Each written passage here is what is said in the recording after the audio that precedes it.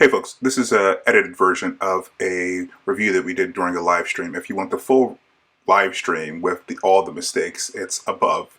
All right, let's get into it. So, Colin, do you want to start off? What do you thought about the Bad Batch, the episodes that we got this week? Yeah, sure. So I think this is our very first Star Wars review because when we started the channel, we actually missed the Mandalorian. So the Bad Batch, for those that don't know, it was an episode in the Clone Wars, Star Wars: The Clone Wars, which was this final season, which is on Disney Plus. And so it was one of the newer episodes that was out there. And so I don't want to get into like how there's a lot of back and forth between Netflix and Disney Plus, the politics of the Clone Wars and stuff like that. But Disney Plus did do a final season of the Clone Wars, and so it tied directly into the movies, a lot into the movies toward the end of it. And so this kind of gives the continuation of what has happened after episode 3, Revenge of the Sith. So overall, I think that's definitely a very interesting episode. It sets up a lot of different beats that are really, it makes you kind of wonder what's going on, and also kind of like the after effects of what happened when the Empire became the Empire. So a lot of intrigue in that, and the stories behind what this particular group of clone troopers are going to be facing as they are now kind of like out in the world pretty much, and in some ways just like trying to adjust to the new reality of the galaxy. I found it a little bland. I'm not I have to admit, I have not watched all of the Clone Wars. I've only seen a few episodes of it.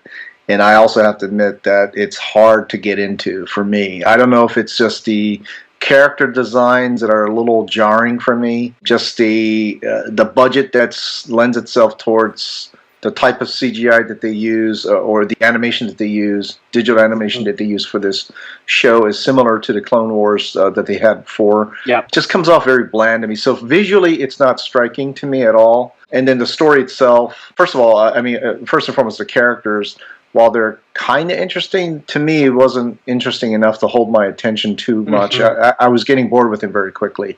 And then the overall story just... While it was nice that they filled in some of the gaps in the Star Wars lore, and I guess it answers some question as to what's going on in between some of the movies that we've seen in the theaters. Again, after it was over, it's like, oh gosh, all right, next episode, let's get to it. So I wasn't that high on it.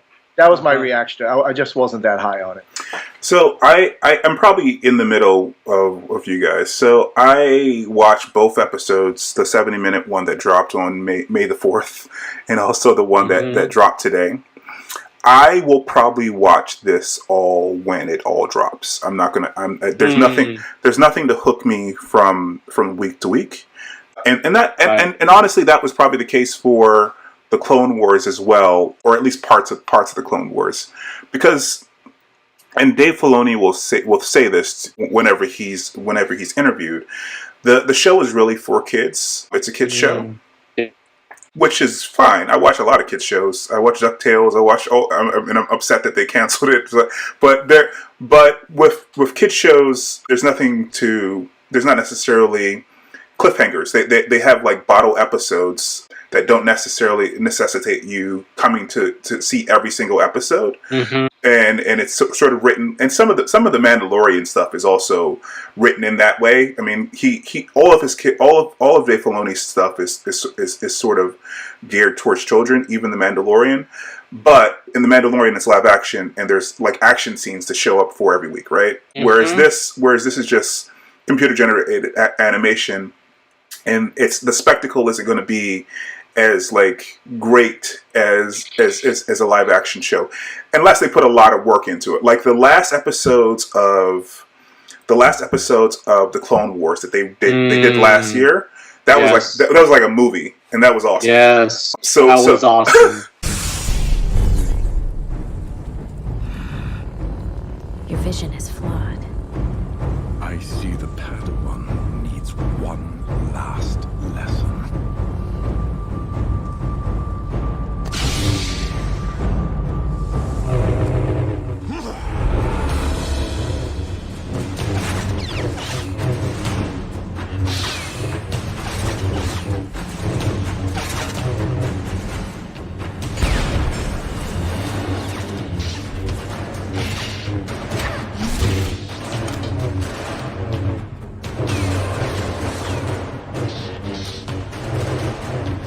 So that was really great. So if an episode like that comes up, sure, I would see it. But there's nothing in the first 2 episodes that would hook me to think that, oh, I have to watch it just to see if something like that comes up.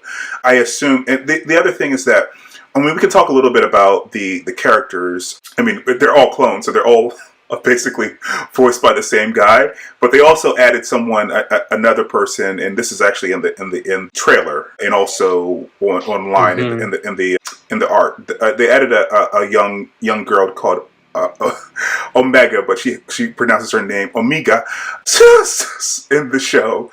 So I think that the voice talent is fine, and what they do with Omega going forward might be interesting, because there's some hints that in the first episode, without giving anything away, much away, that she is special in lots of different ways besides the fact that she's supposed to be a clone and she's a female. They have to explain that at some point. I was talking to my wife about that when we were watching. It was like, how is she a clone if she's a female? How is she a clone of this guy if she's a female? They have to explain how that worked. Yeah. But so developments with her character might be very interesting. I would say the whole story about how these clones are all abnormal.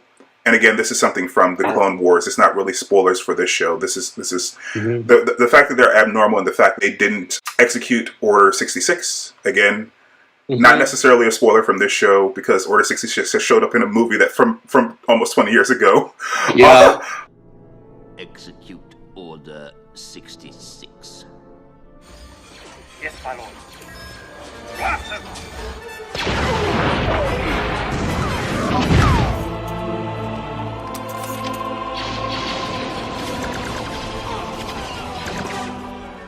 Execute Order 66. It will be done, my lord.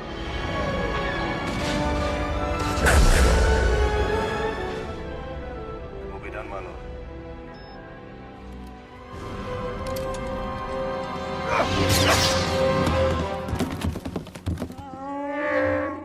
And it showed up in the Clone Wars, but they didn't execute that order. So I guess this time period is sort of concurrent with the Mandalorian, because the Mandalorian is sort of after. No, actually, no, it's not concurrent with the Mandalorian. It's before. It's before. It's between 3 and 4. Yeah, it's before 3 and 4. Sorry, it's between. It might be. It's a little bit before Star Wars Rebels. Rebels. Yep. Have you seen Rebels? Yes, I have. Yeah, so Rebels is also good. Again, I don't know if it's. I watched it all. I watched the entire season in like a day, though, or seasons in a day. And they're good enough to do that, but I don't know if they're good enough to show up for every week. So that's my general feeling about the show.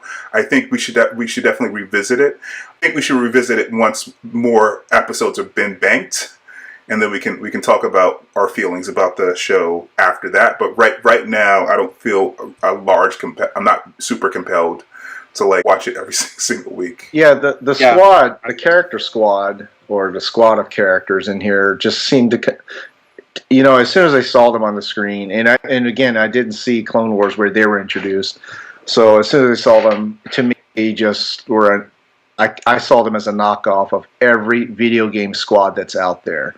It's in Team Fortress, it's in team-based shooter games. You got the heavy, you got the tech guy, you got the sniper guy, and you got the leader guy, right? So it's like it was kind of like that, going like, all right, they're going with it must be some video game quest that they're going on, and that's how it kept invoking that. And then when they got into the little fight scenes and battles or shootouts and stuff like that, I was thinking, oh yeah, so they're going to use all the tactics that we see in those video games. And again, that's just coming from the video game perspective of seeing those things. And then what is up with Filoni with his characters and a kid? And we're seeing that again here. So I rolled my eyes when I saw that. So that's why I was reacting to it like, all right. Yeah,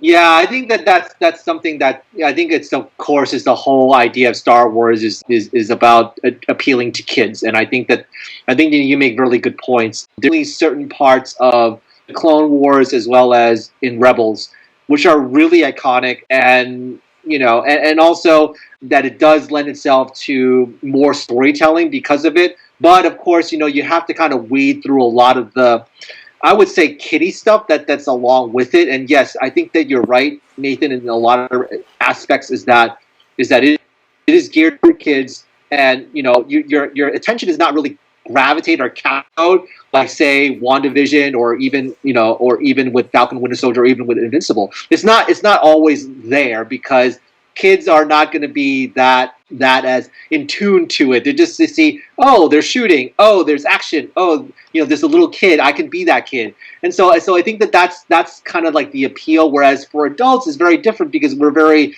we're thinking about character driven, plot driven, all that type of stuff. And so unless there's like some type of iconic moment, which some of the animation does give, you don't really, your attention does not get captivated every week because of it. So I think that's kind of like the limitations of having, like, in some aspects.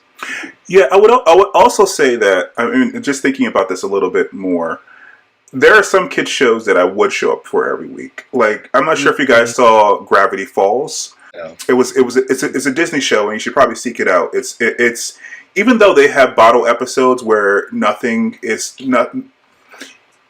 Even though they have bottle episodes that might not connect, or just something like the villain of the week or the thing of the week, similar to what this second episode was, they were interesting concepts enough that you want to see what the creative team came up with.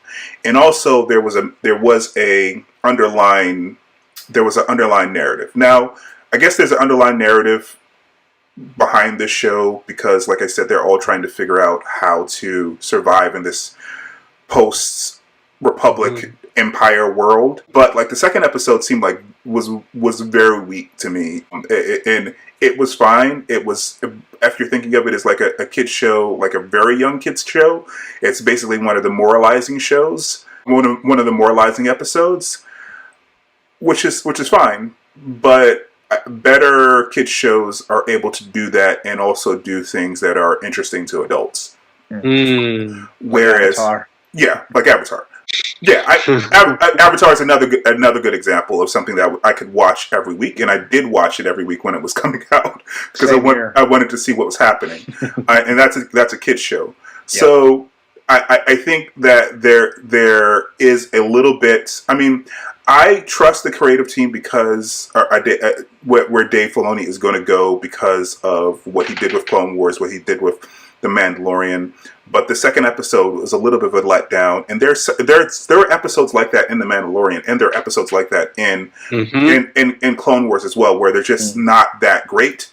But yeah. I expect the entire season to be good, just because in general the seasons that he produces are good, but he does have weak episodes from now and again. Whereas with some other kids television shows, that isn't the case. Like Avatar, I can't really think of. I mean, I definitely think of episodes that I didn't like as much, but they're pretty much all the episodes in Avatar. I've watched those seasons over and over and over again. So yeah, absolutely. Yeah. And I gotta say, if New Zealand hasn't already given the key to the whole country to Tamura Morrison, in addition to Peter Jackson for being such a huge influence of all things New Zealand to the rest of the world. I mean, his voice, I know it's not his voice in this, but clearly he was the imprint for the voice, or at least the catalyst for the voice. Right. When George Lucas decided to cast Tamura Morrison for the prequels, he's everywhere now, right? He's now Boba Fett, and all the clones have his accent. So that New Zealand / Maori accent is definitely there all the time. So you can't deny it. It's there, right? Yeah, it's definitely there, but it's also a little weird that they didn't hire him, or at least hire another. Maybe they couldn't afford him for the animated show, but they should have probably not given it to a white dude. But that's that's another thing. But he definitely is trying to imitate his accent. Yeah, his influence, his accent is definitely there. Yeah, even the little girl. Yeah, even had one too. Which is this is why she calls herself Omega instead of Omega. It's It's interesting. Yeah, so I think that we should revisit this once we've gotten more episodes, because honestly, with Dave Filoni shows, it's probably better, unless there's spectacle like in The Mandalorian, to judge the season based upon a chunk of episodes as opposed to like one or two, because there are, honestly, in all the shows that he's produced, even though I think that the overall quality is good, there have been episodes that are not that great. So maybe we should revisit it later on in the season. Well, folks, that's the end of the review. If you found it useful, please give us a like. And also, if you want more reviews like this, remember to subscribe. All right, we'll see you next time.